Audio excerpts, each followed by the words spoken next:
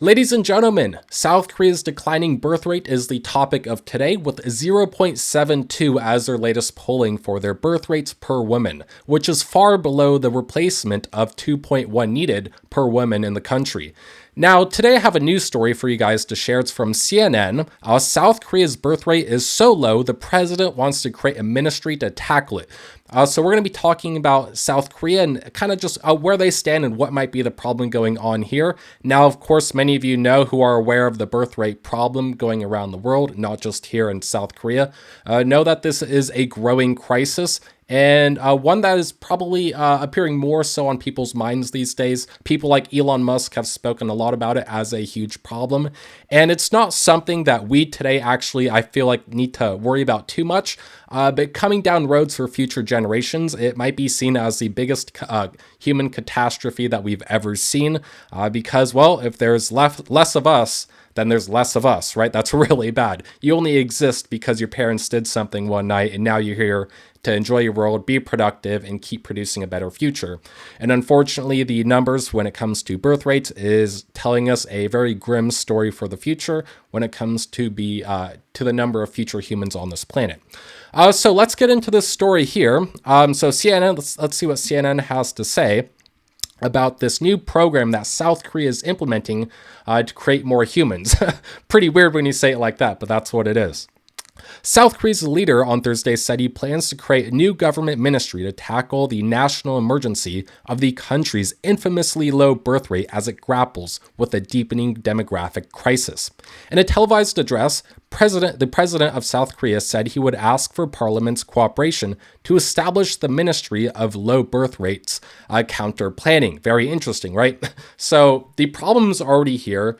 Birth rates are already down the hole, just completely devastated, and South Korea stay at 0.72 as of today, and they're just now starting to try to solve the problem. In my opinion, this is probably going to be something that's too little too late. Continue reading on. The president says, "We will mobilize all of the nation's capabilities to overcome the low birth rate, which can be considered a national emergency," he said. So he's using that as an excuse to implement this new government program, right? That's typically what governments do, right? They identify a crisis, then they spend money to try to fix it, and they wind up never fixing the problem after everything's all said and done and things just get less efficient, let's say. But hopefully that's not the case here. I would want this to work. I'm pro-human. Hopefully you are too. And over coming years, let's see how this works out. Speaking later on in his first news conference since August of 2022, the president held in office soon, admitted that his administration has fallen short in his efforts to improve people's lives. He pledged to use the next 3 years of his term to improve the economy and address low births. South Korea has the world's lowest fertility rate, which indicates the average number of children a woman will have in her lifetime. It recorded a rate of just 0.72 in 2023, down from 0.78 the previous year, which is absolutely insane. I mean, these are just declining trends. No one knows the exact reason. It's probably because of multiple problems, but that is the trend here.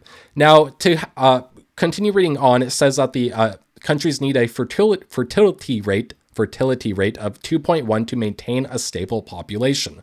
So just here, comparing that to the 0.72 that South Korea currently has, that's a 1/3 difference between what is needed. Obviously, if you put one and one together, that doesn't add up. The math doesn't check out long term, and you can kind of see where we're going with all of this. The data underscores the demographic time bomb that South Korea and other East Asian nations are facing as their societies rapidly age just a few decades after their rapid industrialization. Many European nations also face aging populations, but the speed and impact of that change is mitigated by immigration. Countries like South Korea, Japan, and China, however, have shied away from mass immigration to tackle the decline of their working age populations. Also, South Korea sits on a peninsula for those of you who do not know, which means their only neighbor is North Korea, so they can't import any immigrants very easily. So they really are stuck or kind of on their own little island when it comes to making their own progress and solving their own problems. So they don't have the benefit that like America does with immigration, for example. The experts say that the reasons for these demographic shifts come across the region include demanding work cultures, stagnating wages, rising costs of living, changing attitudes towards marriage and gender equality, and much, much more. So these are just some of the opinions of the experts. Now, of course, you probably have your own opinions. It could be many other items. But it looks like in general, that people in South Korea just aren't happy. They're not able to afford things. And when you look at the numbers, 0.72 as the number of children that these couples are having in South Korea, it means that having 2 or 3 children is very, very rare. I mean, when you have people working 40, 50, 60 hours a week, and the man and the woman has to do that just to afford a home, it leaves little to no time to or extra money to have a child between all of that. And if anything, they choose to have just one child, which is just not enough. That's only a 50% replacement value at the end of the day. You need two, three or four children at least to tackle the problem. Now, despite the economic factors at play, throwing money at the problem has proved ineffective. In 2022, the president admitted that more than $200 billion has been spent trying to boost the population over the past 16 years. Initiatives like expanding a paid paternity leave, offering monetary baby vouchers to new parents, and social campaigns encouraging men to contribute to childcare and housework have so far failed to reverse the trend. And of course, I mean, when you throw money at the problem, you're increasing inflation, you're making it harder on the average person, and it's just creating a more competitive environment at the end of the day for all these folks, these hardworking folks here. And it really comes down to the culture within the economy and kind of looking at the last few decades historically during their industrialization.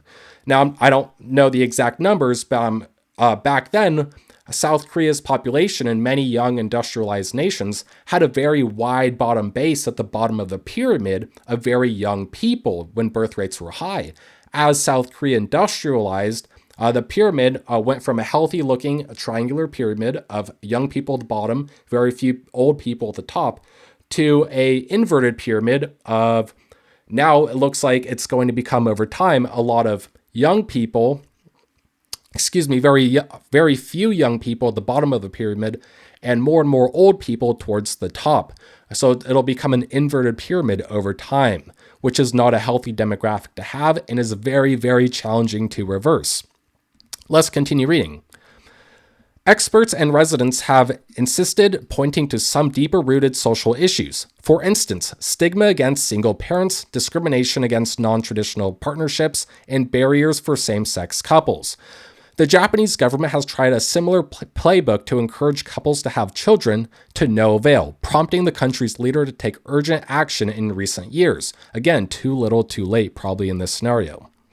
So pretty much here, just looking at this problem overall, it's not looking good. It seems like the problem's just going to kind of keep lingering on, and birth rates just look like they're going to keep getting worse as the culture just isn't able to U-turn on itself to reverse the problem here. Now, switching over to ChatGPT, I did ask it an interesting question. So what I asked was, what will South Korea's population and estimated average age be by 2100 if birth rates remain low? Looking here at the population portion. So South Korea is already facing a declining population due to low birth rates, which are among the lowest in the world. We already know that. The total fertility rate has been around 0.84 as of recent years, far below the replacement level of 2.1 if recent trends continue. So population size, according to projections by the UN and other demographic experts, South Korea's population, which is currently around 51 million people, could decline to approximately 20 to 30 million by 2100, which represents a nearly 50% decline between now and 2100, which is absolutely insane. If you want to talk about humans putting them pretty much wiping out their own population, this is one way to do it, by just not having kids. Continuing on to the aging population portion. The average age in South Korea is already increasing and is expected to continue doing so. Currently, the median age is around 43 years old. By 2100, projections suggest that the median age could exceed 60 years, making South Korea one of the oldest populations globally.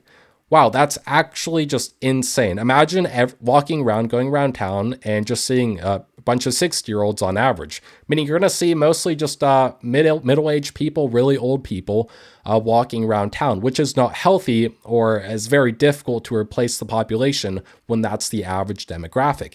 You need a lot of young, healthy people all the time to keep the population growing. And what this really means at the end of the day is that productivity is going to go down over time because there'll be less working age people in the workforce. And the whole economy is going to shift towards people buying cars and homes to people buying diapers, because that's what a lot of these old people are going to be needing in the future. Now, hopefully by the time all this happens, when the problem really hits the fan, if you know what I mean, by then, hopefully there's humanoid robots, things like that, to actually replace the lost human labor in this scenario. Because back then, if you think about way back then, having kids was seen as an asset. They would work on the farm, they would water the garden, work on the farm, raise the cattle, and support their own weight, right? They would feed themselves essentially, plus more, the family, they would sell the produce, the livestock, and they would be seen as an asset from a very young age.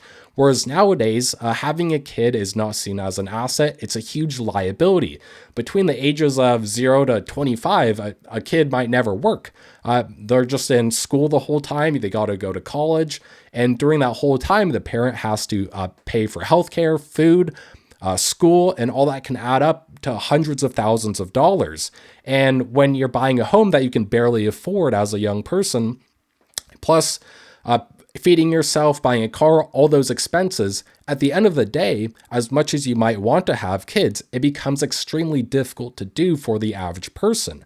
So it just begs the question, what's going on here? What is the issue? And it seems like in the recent decades, there's been a huge cultural shift, whether you look technologically, social media, or just the woman now in the workforce more than ever, whereas back then, the woman was just at home taking care of the kids, the dad went off to work, made the money, and now the roles have just gone haywire, and it seems like everyone's just grinding towards the dollar at the end of the day. Everyone's trying to make as much money as they can, focus on themselves, and not worry about the super long term.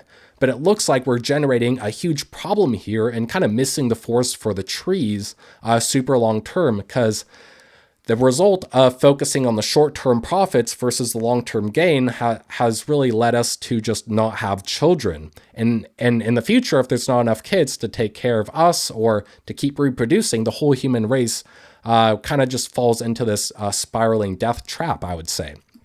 Looking over here, I did want to show you guys this one chart here. So this number isn't totally up to date. This is a 2021 number. It should be 0.72. But look at the graph right here. The blue line is South Korea. It's the worst one. Then we also have Japan in green and the United States in orange. And these are not healthy looking charts. You look at this and it's just downward spiral. It seems like the more we work, the more we industrialize, the more technology, social media we have, whatever the trends are here, the more we print money, whatever you think it might be, is leading to this massive, massive problem. And I really think at the end of the day, if you go back, if you were to have a time machine and go to the year 2050, jump in the time machine again, go to the year 2100 or 2150, 2200. One of the biggest issues at the time in the future is going to be looking back and saying we did not have enough kids. And today we might be near the top of how many humans actually exist on Earth at any given point in time. And in the future, that's going to be seen as a big mistake, hopefully something we learn from in one way or another. I don't know how we combat this, what trends have to change in order to have more children, because it really looks like nothing's working. Governments are throwing money at the problem and nothing's fixing it. I don't know what the future looks like. Do we start growing kids in labs? I hope not. That'd be really, really weird. You just upload them with pre-formulated memories or start growing humans in the lab. I don't know.